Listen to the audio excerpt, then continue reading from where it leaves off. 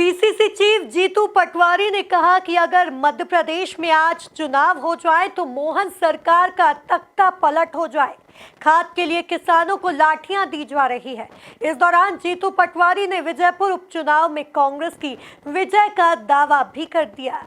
देखिए ये खास रिपोर्ट। विजयपुर में जीतू पटवारी की सभा में ऐतिहासिक भीड़। कांग्रेस की सभा में भीड़ इतनी कि पंडाल भी छोटा पड़ गया। जीतू पटवारी का ऐलान, विजयपुर में कांग्रेस की होगी विजय। जीतू भविष्यवाणी, रामनिवास रावत का हारना तय। विजयपुर उपचुनाव में अलग ही रंग देखने को मिल रहा है। यहां जीतू पटवारी की चुनावी सभा में लोगों की भारी भीड़ ने बीजेपी नेताओं की धड़कनें तेज कर दी हैं।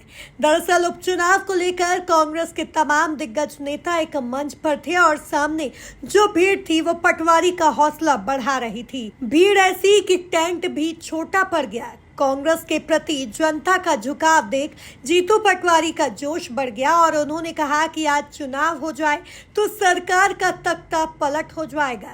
1200 रुपये दे रहे हैं, बाकी अल्टीमेटली जो एक तरह से झांसा था वो, तो कुल मिला के सरकार का असली चेहरा सामने आ गया है। और आज चुनाव हो तो मैं समझता हूँ बीजेपी को लाले पड़ जाए वापस सत्ता में आने के। तो इतना भारी बहुमत मिला, उसके बावजूद भी नए मुख्यमंत्री आए, वो भी करप्शन की भेंट चढ़ गए हैं सब। तो सब जगह करप्शन, सब जगह करप्शन, सब जगह करप्शन।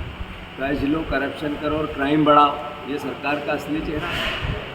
तो मैं मानता हूँ कांग्रेस के लिए दो हार बहुत चुनौतीपूर्ण थी, लगातार लोकसभा और विधानसभा।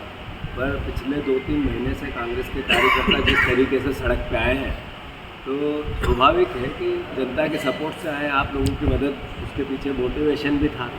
इतनी बड़ी हार के बाद भी अगर कार्यकर्ता सड़क में है किसानों के लिए, तो ये परिवर्तन के संकेत है और इसका असर विजयपुर में है।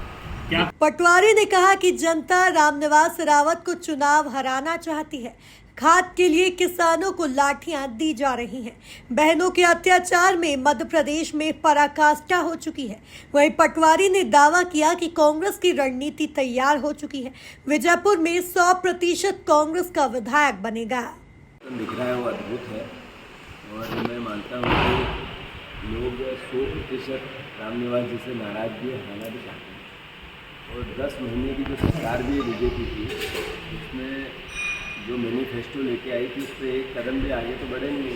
मैं किसानों की एमएसपी की बातें हुई थी, गेहूँ की, धान की, सोयाबीन का 6000 की बात हो रही है। तो मैं मानता हूँ कि समझ रहे हैं लोग, किसान भी समझ रहे हैं कि आखिर झूठी झूठ तो उसकी एक सीमा होती है। शिवपुरी का ही कल परसों का ही जो केस है जिसमें खाद में लाठियाँ चल गई, पुलिस ने मारा किसानों को। तो एक तरफ शिवराज जी और बीजेपी कहती है हम किसान हितैषी और दूसरी तरफ लाठियाँ देती है। तो ये असली चेहरा आम पब्लिक तक, किसान तक, उसके बेटों तक, परिवार तक जा रहा है। अभी बहनों के अत्याचार में मध्य प्रदेश में तो पराकाष्ठा हो गई है। मतलब जिसकी उसको पॉलिटिसाइज नहीं भी करें तो एक सामाजिक तरीके से भी अगर उसको सोचे तो एक तरह से आपातकाल है।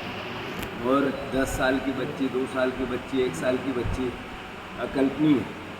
अब मतलब 10 महीने में कोई भी विजनरी वर्क इस सरकार नहीं कर पाई, मीडिया में बताने की नहीं होती है। और जहाँ तक है प्रत्याशी चयन की हमारी प्रक्रिया पूरी हो गई है और सर्वसम्मति से, सर्व समाज की सहमति से हम प्रत्याशी दे रहे हैं। और अल्टीमेटली थोड़ा ईगो और अहंकार दिखेगा, पर 100% जनता का मूड कांग्रेस का विधायक बनाने का है और खासकर रामनिवास जी को हराने का है। तो मैं मानता हूँ कि बाकी सब चीज़ें अच्छी हैं। धन्यवाद। हम अपनी रणनीति के तहत काम करेंगे और अपनी रणनीति के तहत प्रत्याशी चयन करेंगे, हमारी रणनीति के तहत चुनाव लड़ेंगे और हमारी ही रणनीति के तहत जीतेंगे। कुल मिलाकर देखा जाए तो विजयपुर का चुनावी रण बेहद दिलचस्प होने वाला है। जनता का उत्साह देख जीतू पटवारी का जोश 7वें आसमान पर नजर आ रहा है। Bureau report, MP news, Shivpuri.